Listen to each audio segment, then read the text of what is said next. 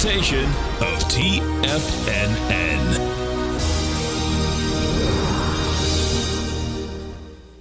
The Tom O'Brien Show is produced every business day. Tom takes your phone calls toll free at 1-877-927-6648. Internationally at 727-873-7618. Let's go to Eddie in Boca Raton. Hey, Eddie, what's going on?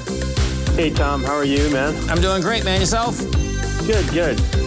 It is a treasure to have TFNN every hour during the trading day, to be there to help you, to guide you, and even to give you some peace of mind, or like that somebody else is there with you while you're trading this crazy market, either up or down. Well, listen, we appreciate you growling and prowling with us out here, because we wouldn't be out here, folks, if we didn't have all you guys, gals, tigers and tigresses as clients. And, you know, the market teaches you every single day, man. Now, Tom O'Brien.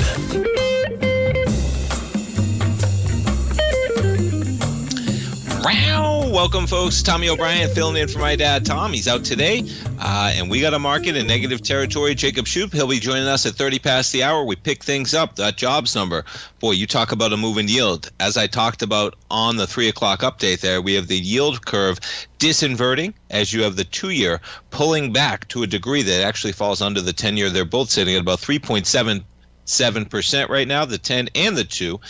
We'll get into that, but the market pairing some of the gains. What is interesting, right, is how the market, if that truly is, and let's just jump over to the jobs number because that's what's driving a lot of the action so far this morning. Okay, the jobs number in terms of job openings, 7.67 million. Well, there's one way to put that is there's over 7.5 million jobs opening. You want one? They're out there right now. But guess what? The estimate was above 8 million.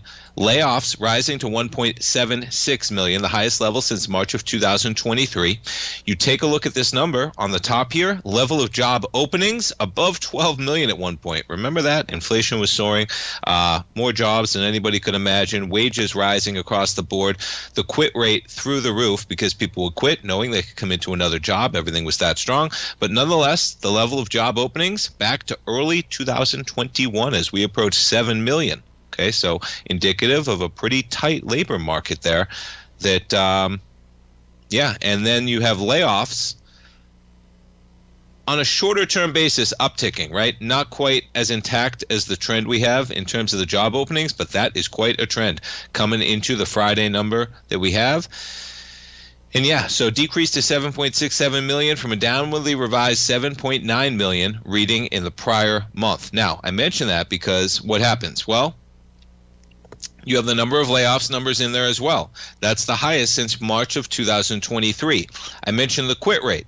The quit rate edged up to 2.1%, but still near the lowest since 2000.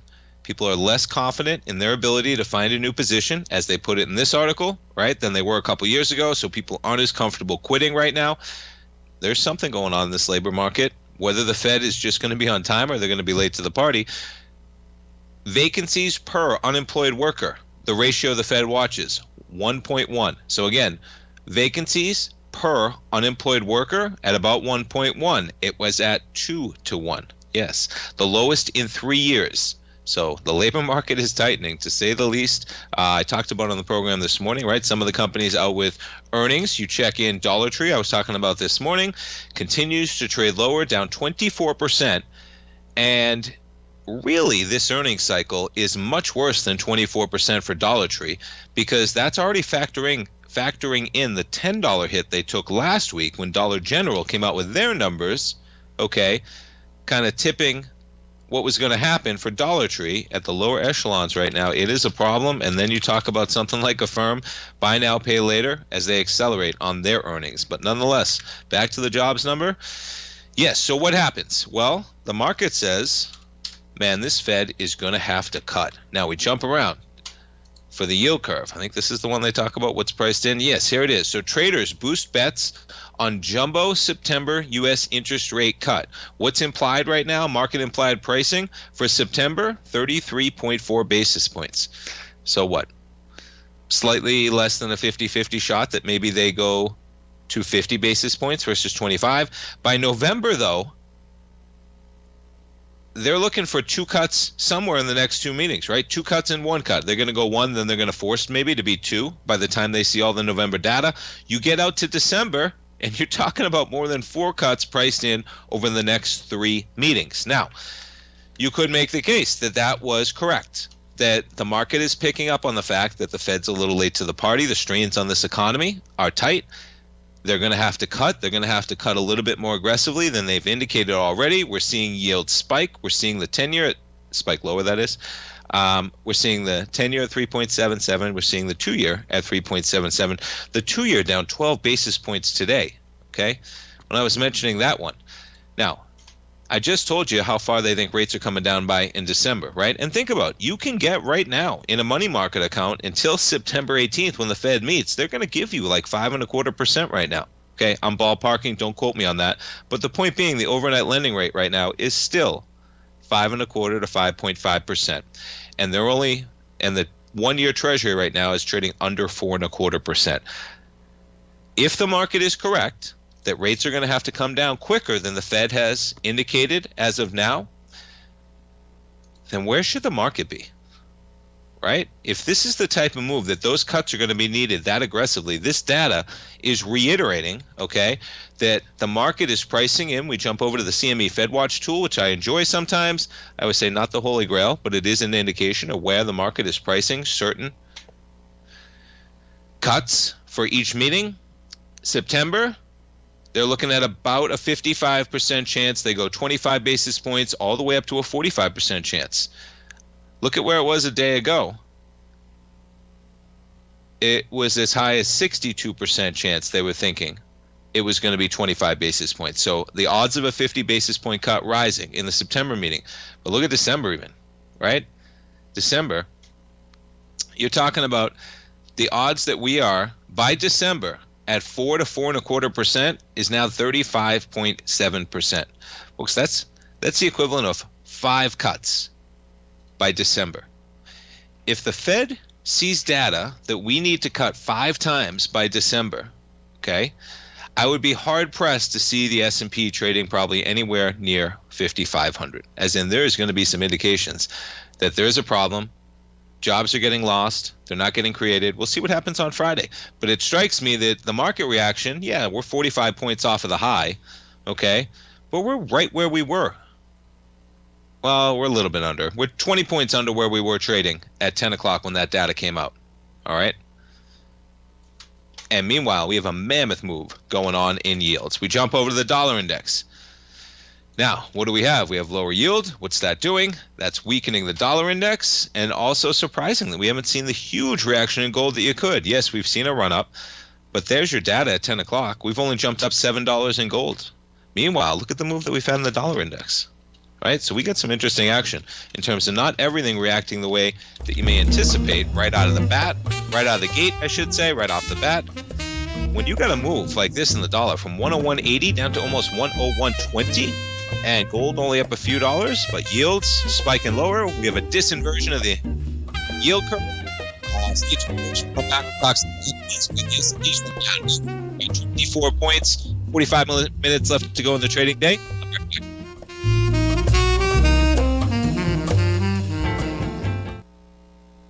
If you spend any time online researching trading techniques on how to begin your trading journey, you've no doubt come across many folks who push Forex trading as a way to make big money quickly.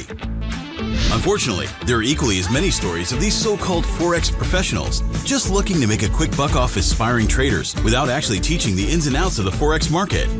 This is what sets Teddy Keckstack's The Tiger Forex Report off the riffraff.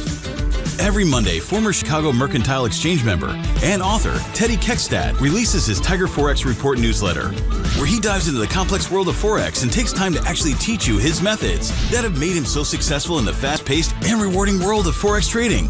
Furthermore, all subscribers receive access to archived live streams of Teddy's, where he provides university-level education to help you in Forex trading. All first-time subscribers receive a 30-day money-back guarantee. So what are you waiting for? Forex awaits.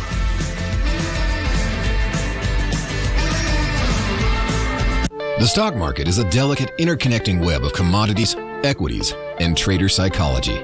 When one string of the web is pulled, it has a ripple effect across the broader market. This is where opportunity lies. But how are you to gather all of this information in one cohesive model when you're already spending your energy looking for any possible trade opportunities? Luckily, you don't have to worry about that, as Tom O'Brien has brought all important market news to you in one single newsletter, Market Insights.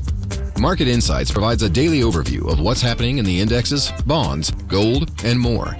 Follow along with Tom daily as he analyzes the components that affect the overall movement of the stock market, giving insight into how each one plays either a bullish or bearish role. Tom also analyzes specific equities that he believes has the potential to make huge returns, and his track record proves his analysis right. All first-time subscribers receive a 30-day money-back guarantee. So what are you waiting for? Don't let the market leave you in the dust.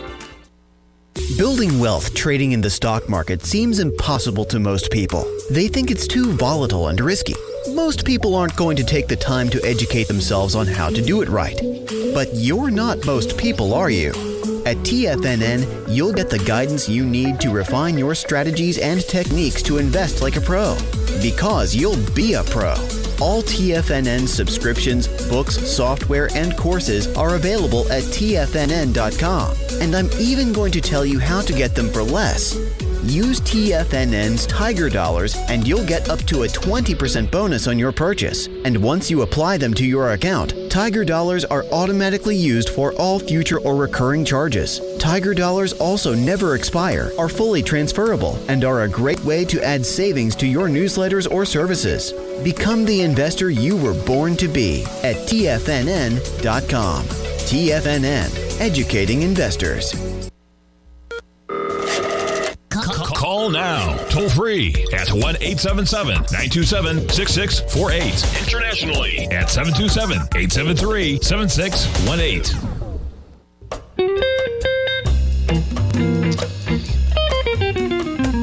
Welcome back, folks. Tommy O'Brien filling in for Tom O'Brien. We got S&P's down 25 points. Going to be an interesting 40 minutes to end the trading session today with the moves that we've had in yields. Again, jumping over, right? It's not stopping right now. Almost making session highs in the 10-year. We're up by 19 ticks right now in the 10-year, and that is talking about a yield right now of 3.76%. And taking a look at the yields as we did, because they are driving the action today, man. We get the 2-year 3.766 and the 10-year 3.763, basically identical, both of them. Still ticking lower, though, as we speak. Both of them down another basis point since I've been on the air for 15 minutes as we move lower. Now, I mentioned, here's what the inversion looks like, okay? We've disinverted, as in you get back to. This is the 2-year versus the 10-year. Now, I know we're all aware of this, but just remember how it's supposed to work, right? Longer-term rates are supposed to be higher than shorter-term rates. You give somebody your money for a longer period of time, you demand more of an interest rate for that loan.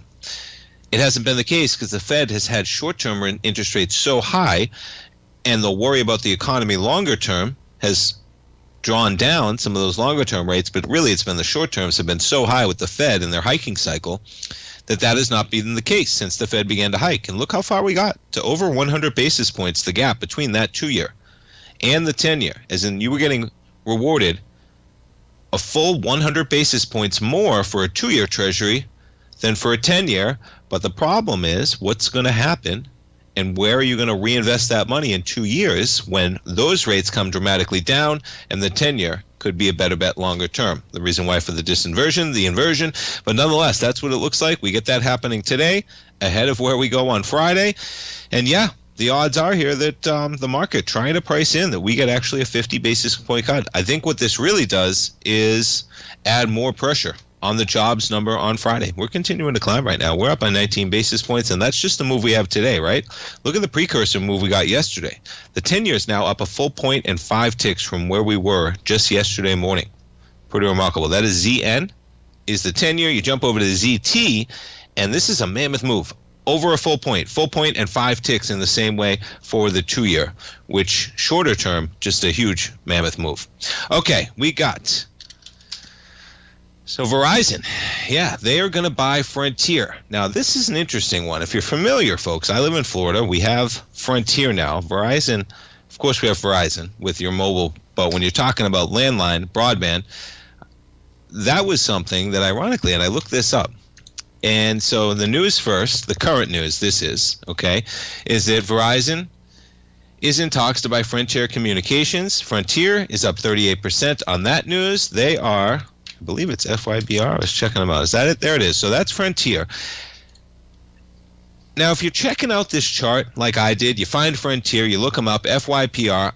Somebody correct me in the den if I'm wrong, but I'm fairly certain that something happened with this equity where they redid whatever was going on in 2021, because that's Frontier Communications. There's the pop up 37% today. They're going to be buying it for $38 a share. Looks like it's fully priced in right now. You jumped out. You're talking about a company that's valued at about $9.5 billion at this share price, okay? Pricing in what they're going to be paying for it, $9.5 billion. Now, I bring that up because, let's see, 9.3 is what they're going to be paying for the company, okay? Yeah, it emerged from bankruptcy in 2021. Okay, here's the answer. Perfect.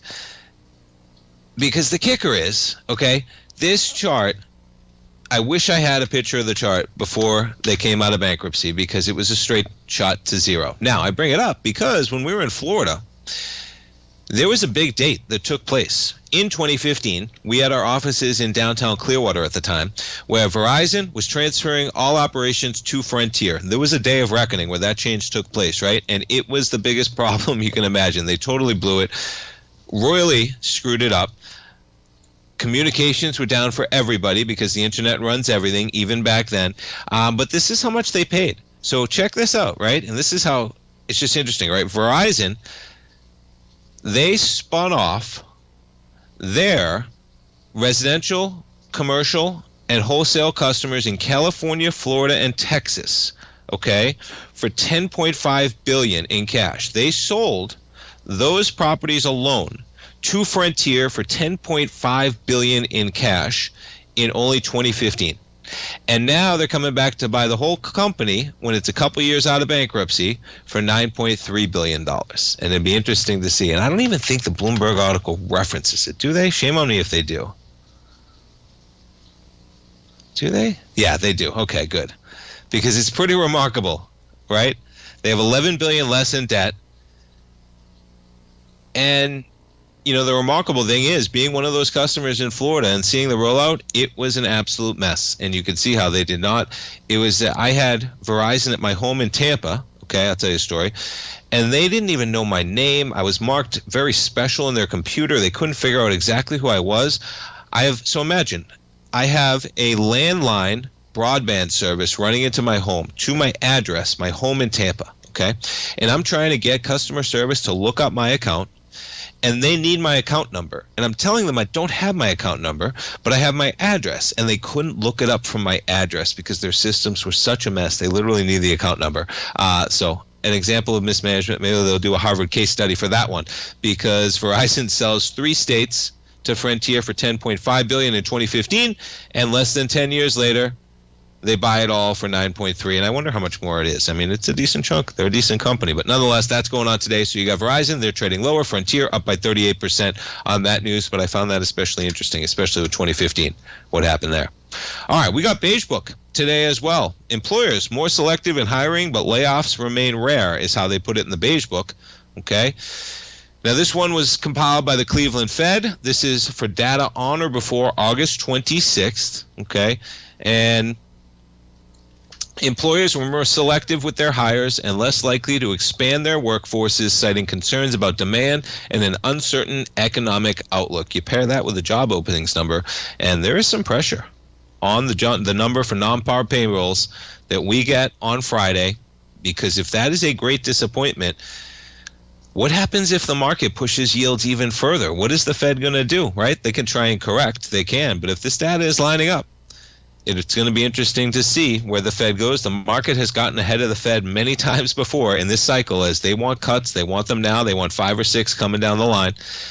And the Fed has been correct on prior times, but we have not seen data like this one, right? Haven't seen it in terms of the jobs numbers coming down, unemployment rising. And yeah, the Fed's going to be worried about inflation. They're worried about second bouts of it, third bouts with it, whatever you want to call it. But I think the data is lining up. They already have baked in 25, and now the conversation is going to be on Friday. Can we push them to potentially 50?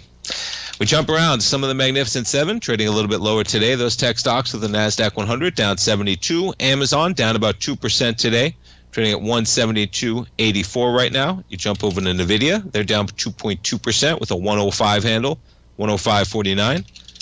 Microsoft flat, 409.08. Google down only 0.3%. Meta shares in the positive today with the markets in the red. Meta up by about 0.5% right now. We check in on Dick's Sporting Goods out with their numbers early today, down by 6.62% for Dick's. Yeah, they're down by 6% today. They're trading at 216, but longer term, been quite a run for Dick's. Back it up even more than that. I was looking at this early in my show this morning. I was comparing the run that Dick's had to actually when you look at the run that this thing has had over the last few years, it's been quite a run, but they forecast just a little bit. Trade lower. Stay tuned, folks. Coming back with Jacob. Back in 3 minutes. Don't go away.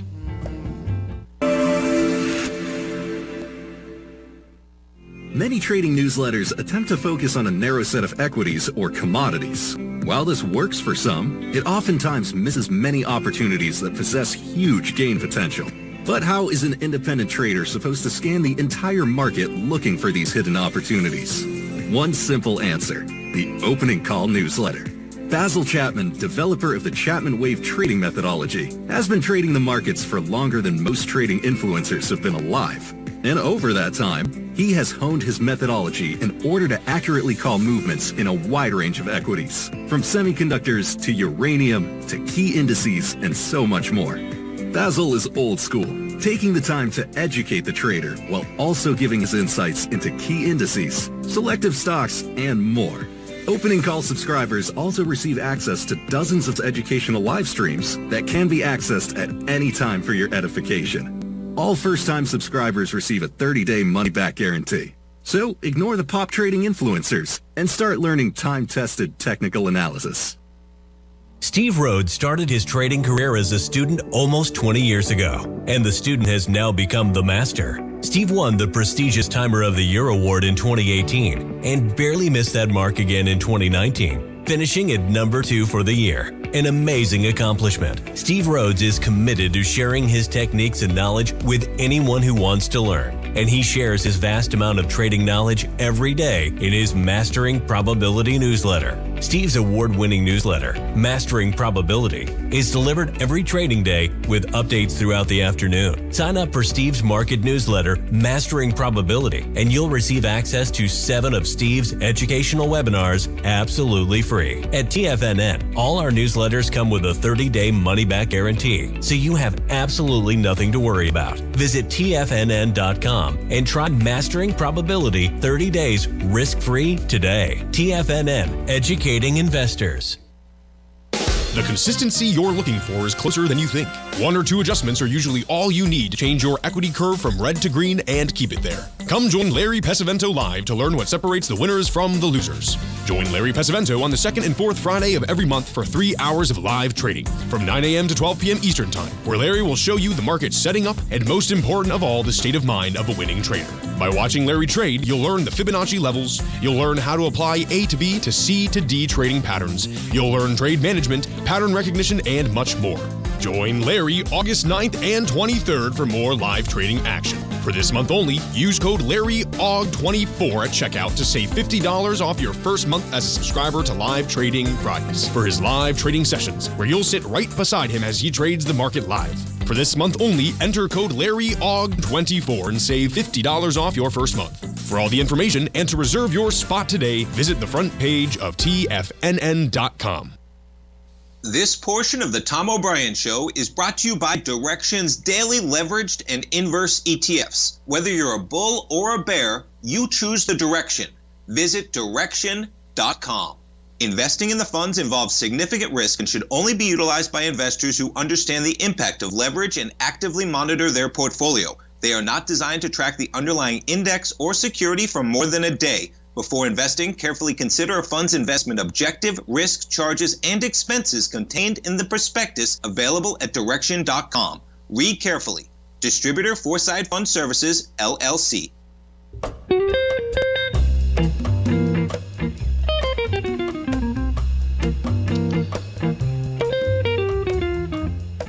Welcome back, folks. We got the S&Ps down 15 right now. Markets clawing back some of those losses. NASDAQ 100 only down about 44 points right now, 18,958. Dow and Russell negative by single digits. And we're joined by our man, Jacob Shoup. Jacob, good afternoon. Tommy, how you doing? I'm doing well. How are you? Doing all right, getting used to some new spaces here, looking at this market. Quite a interesting few days. Of course, some news coming out with NVIDIA, Intel, even some stuff with oil. I mean, I was looking at the crude contract, trading sub 70. I mean, 68.94. I mean, that is it's pretty impressive to see these movements down. So I could not agree more. You know, I find myself constantly saying if oil was ever charted in constant dollar terms or something like that, you know, amazing in terms of it's trading at only $68 a barrel at a time when you have gold pushing all-time highs, commodities, you know, with quite a little run, obviously on the heels of we've had quite a pullback on the dollar.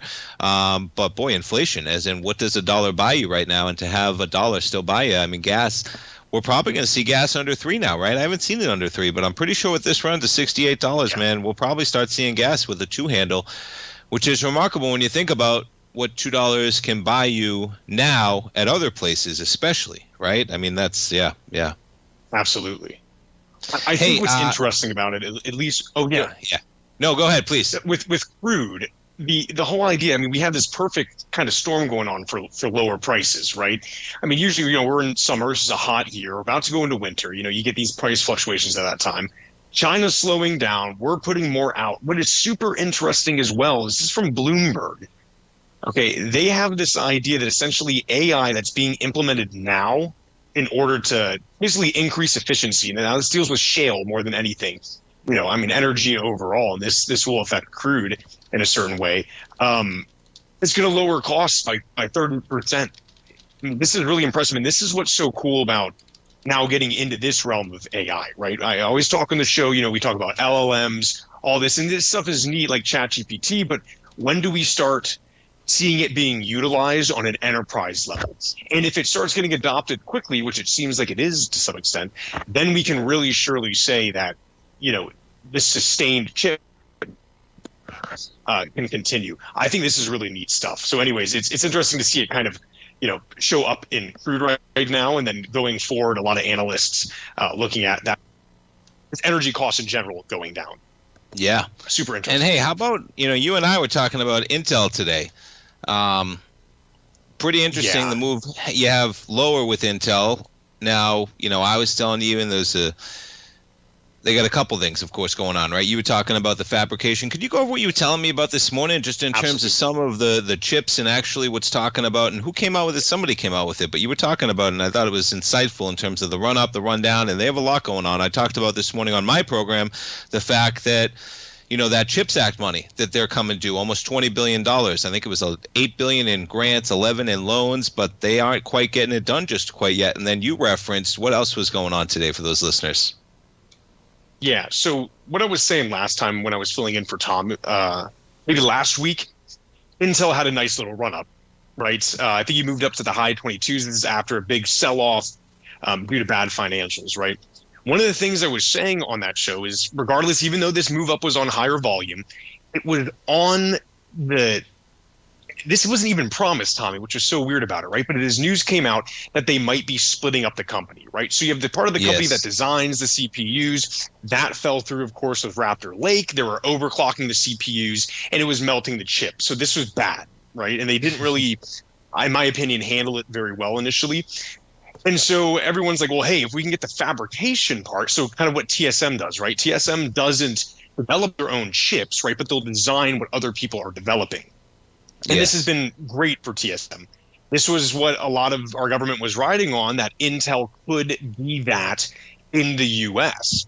So one of the things I said is that I still think their foundry has issues in and of itself. And it just came out today that they're developing new chips essentially for Broadcom, right? And Broadcom is doing all of your, you know, kind of layer 2, layer 3 stuff. So these are routers, switches, all that kind of stuff. You know, these are really impressive, what I'm trying to say, right? And so Intel is going to start fabricating for Broadcom. These are 18A. And what that means, usually what we deal with now is what TSM makes, I think is what Intel does currently, it's something called 20A. That A is essentially a unit that means 0.1 nanometers. Okay, so, obviously at 18 is going to be way smaller than 20, and you can just clearly add more transistors onto the chip. This is great for more power, for more storage, memory-wise. And so Intel is trying to make this for Broadcom. Broadcom gets the wafers, and they're not good. They can't mass produce them currently. How many that are viable at the point of delivery is just not sustainable. And so even the Pearl for Intel, which is in theory their foundry business, is also failing as well. There's a lot of problems for Intel, essentially. There's a lot of problems. You put it well, man. I appreciate you going over, because I hadn't even seen it this morning. And it is that jarring. Just when you look at, tests conducted by Broadcom of Intel's 18A manufacturing process did not meet expectations. So it's kind of like an endless list of stuff that keeps popping up in 1931. And it is remarkable, too. I was talking about, this is a company right now that's valued just north of $80 billion. So $82 billion. And you think about that they have grants out there, Jacob, of, now they got loans with grants, so they're going to have to pay back the loans technically. But you're talking about $20 billion of government money for a company only valued at $80 billion. It's like everything, if they don't miss that, hit that one, and they're having trouble, proving themselves to the Commerce Department that some of that money should be released, that they're on their way. And I would, if anybody in the Commerce Department is listening, I would make sure Intel's doing their job before we send them that $20 billion, because it is remarkable when you look at, what's going on. Yeah. Hey, so what do you think about? Oh, go ahead. No, go ahead. No, it's a little bit sketchy, right? Because they've had this head start on it. Yeah. Can you hear me, Tommy? Yes. Yeah. I would say yes. I would say so for sure. Yeah, so I don't know where we go from here. I don't know if this, they change over C-suite or whatever. But whatever's going on right now in Intel, there's a lot of they're on shaky legs right now, I would say. Even on that high volume up, we just pulled back immediately back down to, before we got that movement up. Yeah, anyway. Down 4% today, like nothing, for sure. Yeah. Hey, so what do you think about yields in general? A lot of the conversation I'm trying to wrap my brain around, is the market going to be correct here, or is the Fed correct with their cautiousness going to win out? The market now pricing in, over 100 basis points by the time we get to December, somewhere between 4 to 5, 25 basis point cuts is what we're in. You have the 2-year. I'm not sure if you saw disinverted from the 10-year today. So the 2-year dropping a good 12 basis points. Huge move for the 2-year. Perfect. Maybe we can let it hang on the break, but we'll talk a little bit of yield. Sound good? Yeah, absolutely. Would love to. All right. Stay tuned, folks. We got the S&Ps down by 15. We got 22 minutes left in the trading day markets. Trying to catch a little bit of a bid. NASDAQ 100 down just 38. Dow off 14. Stay tuned, folks. Jacob and I, we're coming right back.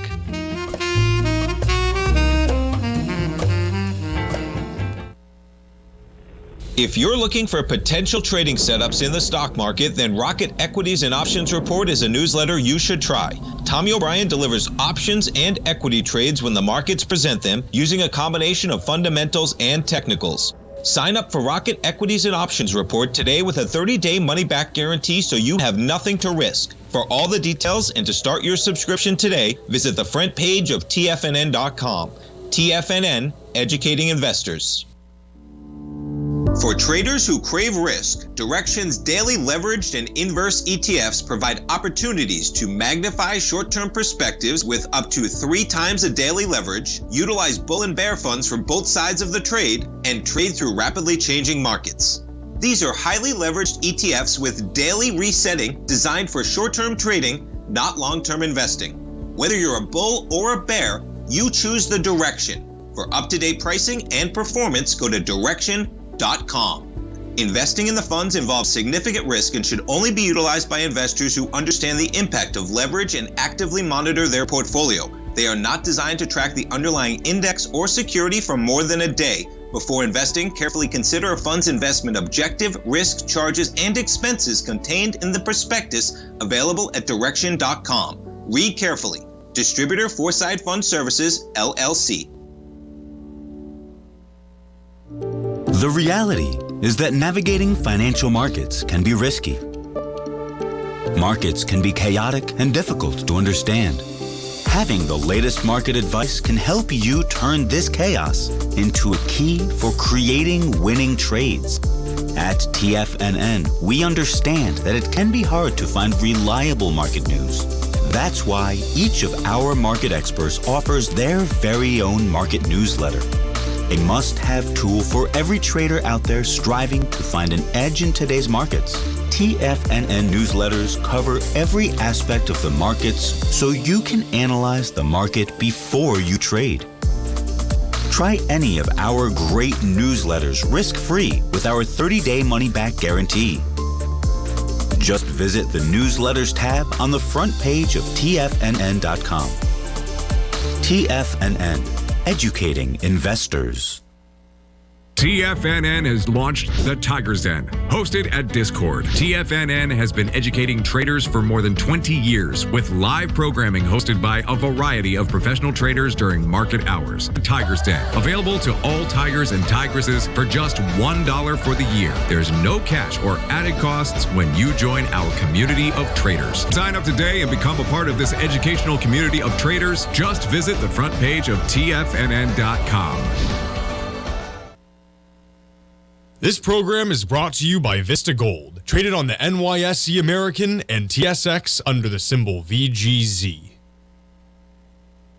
Tom O'Brien. Welcome back, folks. Tommy O'Brien filling in for Tom O'Brien. With our man Jacob Shoup. We're talking some markets. You got the S&Ps negative by 14 points right now. NASDAQ slightly in the red. All the markets just basically slightly in the red right now. We were decently higher, though, with the S&Ps above 55.65. Just made it to that exact price point, actually, at about 11 a.m., and we're just off the lows we made at about 310, trading at 55.27. And so, yeah, we started with the Jacob coming into that break, just yields in general. I got just kind of the yield curve up here in terms of the move, the different time lengths you're talking about. Duration, the 1 year at 4.22, down almost 13 basis points just today. The 2 year, 3.766, down about 12 basis points. And the 10 year, right at the same, almost to the thousandth of a yield percentage point.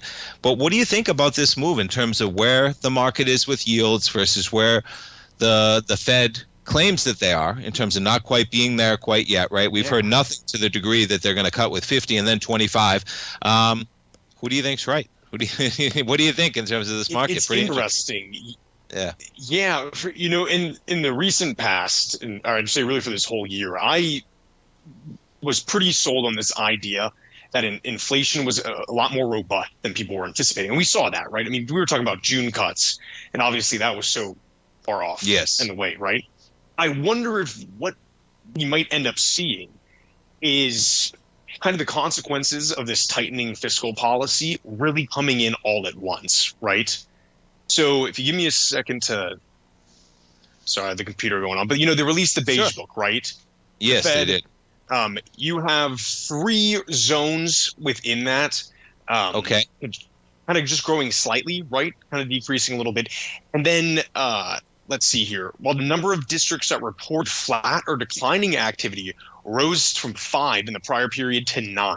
So we're seeing, some slowdown there. You have manufacturing slowdown. You have job openings decreasing, right? So, I mean, it seems like we're now really seeing kind of the consequences or, the intended effects of tightened financial policy. So, I always wonder if the traders or the market itself, in the past, they've been a little bit too optimistic, at least on the time frame. But it seems like we're actually seeing a lot of contraction right now. If that will persist, let's say in December or something like that. If that's the case, then 100 basis points seems insane right now, right? But I mean, if we really truly, instead of, let's imagine a world that instead of it just being less job openings, you actually do start seeing, existing jobs getting cut, right? I mean, then we can really start talking about massive point cuts, I would say. What is your perspective on all of it? No, I like your take. As in, I feel like I agree a lot that previous times I said, how the heck is that going to happen? How the heck are they going to cut 5 or 6 times? What is this market thinking?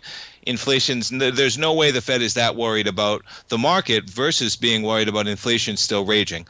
And, you take some of the chairman's words himself with them saying, I think the risks kind of are greater now to the economy versus the risks that you weight towards that they are risking inflation rearing back up if they cut too soon. Now they're now facing greater risks that, yes, they have, a lag in the economy they have to be aware of.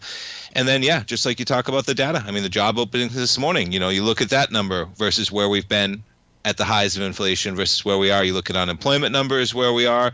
You look at wage numbers, right, where they are. Yeah, there's a lot of data that's lining up. And then the layoffs, you look at numbers like, I'm not sure if you heard me talking about, even in those numbers this morning, you get the quit ratio. How many people are quitting?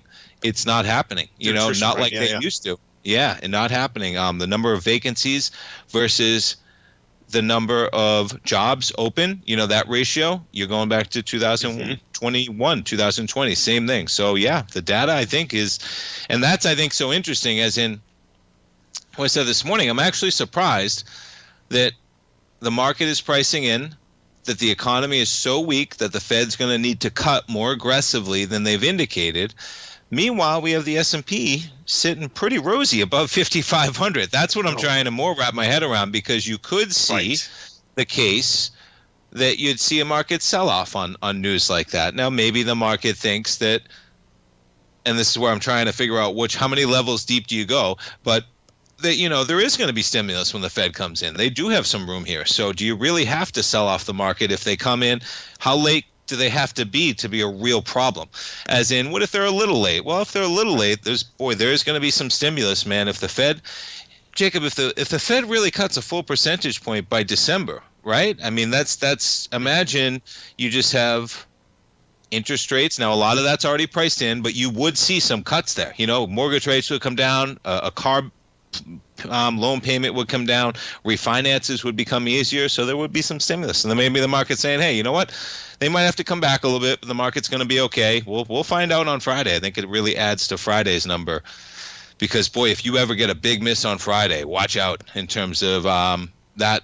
The market maybe that's what it's waiting for. It's saying, you know what? Let's see Friday what we think is going to happen. But the pressure's on, because, it seems like we keep missing in terms of this economy, giving hints over and over that things are a little weak right now.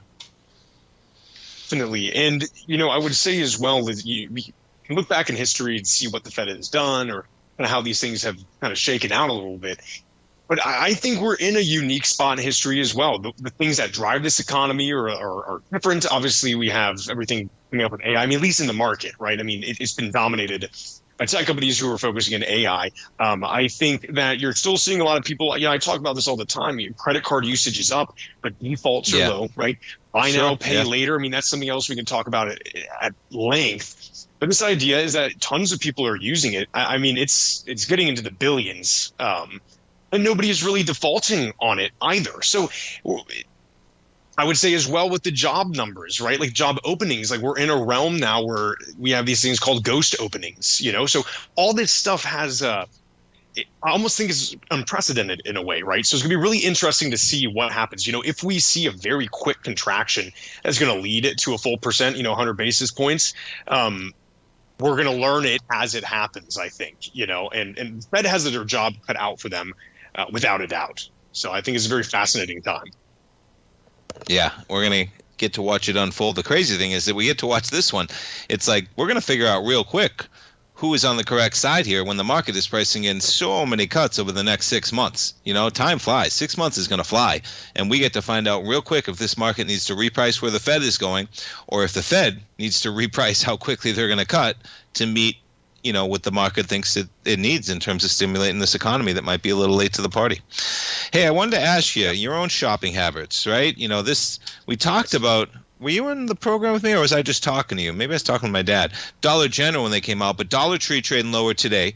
You mentioned those Affirm, buy now, pay later. Affirm's doing really well in their earnings. Struggling a bit, but doing well in their numbers this quarter. But Dollar Tree down 23% today, and that is after being down last week on Dollar General, which kind of gave the heads up that these companies were going to be in trouble. So they traded down from 95 to 85 last week, and then they come into this earnings at 82, and now you're down at 62. So it could be another $10 that was already priced in. You could be down easily 30% on this equity if you didn't get the heads up But I wanted to ask you your own spending habits, because I think they're in trouble. As in, it's, I understand people saving money, but boy, when they have to compete with the Walmart. So maybe we can talk a little bit of Dollar Tree, Dollar General when we get back, okay? Stay tuned, folks. We'll finish up the show. We'll talk some equities. We'll talk some Dollar Tree. S&Ps, it's clawing. Now down just 7. Dow is positive. NASDAQ 100 down just 15. Jacob and I will be right back, folks. The stock market is a delicate, interconnecting web of commodities, equities, and trader psychology. When one string of the web is pulled, it has a ripple effect across the broader market. This is where opportunity lies. But how are you to gather all this information into one cohesive model when you're already spending your energy looking for any possible trade opportunities? Luckily, you don't have to worry about that, as Tom O'Brien has brought all important market news to you in one single newsletter, Market Insights. Market Insights provides a daily overview of what's happening in the indexes, bonds, gold, and more. Follow along with Tom daily as he analyzes the components that affect the overall movement of the stock market, giving insight into how each one plays either a bullish or bearish role. Tom also analyzes specific equities that he believes has the potential to make huge returns, and his track record proves his analysis right. All first-time subscribers receive a 30-day money-back guarantee. So what are you waiting for? Don't let the market leave you in the dust. In the world of trading, only a few names stand out like Larry Pesavento, a pro's pro with over 50 years of experience. Larry has seen it all. A former Chicago Mercantile Exchange member, Larry has authored 10 books and trained over 1,000 traders with his unmatched expertise. Introducing Fibonacci 24/7, Larry Pesavento's daily trading service that turns the complexity of markets into opportunities. Published every Sunday, receive a comprehensive report packed with detailed commentary, charts, and videos that illuminate the patterns shaping the markets, with updates throughout the week exclusively for subscribers. Whether through charts or videos, Larry's analysis is your roadmap to navigating the markets. You can sign up now at TFNN.com for just $97. And with all TFNN newsletters backed by a 30-day money-back guarantee, you have nothing to risk. For all the details, visit TFNN.com. You'll find Fibonacci 24/7 right under the newsletters tab. The reality is that navigating financial markets can be risky. Markets can be chaotic and difficult to understand. Having the latest market advice can help you turn this chaos into a key for creating winning trades. At TFNN, we understand that it can be hard to find reliable market news. That's why each of our market experts offers their very own market newsletter. A must-have tool for every trader out there striving to find an edge in today's markets. TFNN newsletters cover every aspect of the markets so you can analyze the market before you trade. Try any of our great newsletters risk-free with our 30-day money-back guarantee. Just visit the newsletters tab on the front page of TFNN.com. TFNN. Educating investors. Don't forget, you can listen to TFNN live on your mobile device 24 hours per day. Go to TFNN.com, then hit Watch Tiger TV. That's TFNN.com, then hit Watch Tiger TV.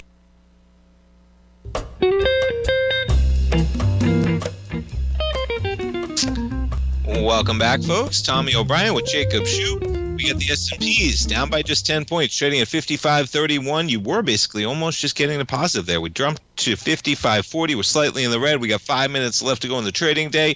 And yeah, one of the equities. I'm going to check in on Dick's Sporting Goods real quick. That one down just 5%. You were all the way down to 207 to kick it off. But Dollar Tree, Jacob, real quick, I just want to mention, I was reading a journal article about this, and they were talking about, and this is the direct quote towards the end of the article, and I got a chart up here in terms of year-over-year change in same-store sales. Dollar Tree really dropping off. We're talking about 1.7% and 1.3% after being in the 4 to 6s. Family Dollar in the red. But they hope that consumers will start spending more at Dollar Tree because they're going to sell key periods. They're going to introduce higher-priced products. There could be a battle because they're going to have to compete with Walmart, Target, and TJ Maxx. And I found myself saying that's the plan, that they're going to actually try and compete with Walmart, Target. And do you shop at Dollar Tree or Dollar General yourself? I mean, they have great deals, but boy, it is a different arena, I think. And I'm throwing some bias, but with those big dogs out there for retail. For sure. So no, I don't shop at Dollar Tree. anyone in my age group, I'm not familiar with them doing that. We stick a lot with Target, Walmart, and really Amazon. Hey, that's a great point. I'm right there with you. I just want to ask. Yeah, it's that's a plan that's a tough one, man. They do have phenomenal deals, folks. Even versus, you want to go, and they talked about maybe there's less parties going on. They kind of, consumers changing their behavior, Jacob. They're talking about, less parties this summer, and maybe just less parties, people spending less on parties, spending for needs versus for wants, and even something like Dollar Tree. But boy, like you talked about, credit card balances rising, people on the lower income threshold, man, it's a tough one. And I think that is their sweet spot. And unfortunately, they have a tough go around because I don't think they're going to be able to compete with the big dogs like Walmart or Target. Jacob, thanks so much for jumping in, helping with the program, man. Always appreciate it. And look forward to talking to you again, man. Thank you so much for having me, Tommy. I hope you have a good rest of your day. Too. Folks, thanks so much for tuning in. S&P's down by 8. Have a great night. Have a safe night. I'll come back to the 4 o'clock update, and then I'll see you back here tomorrow morning at 9 o'clock, folks. Have a great night.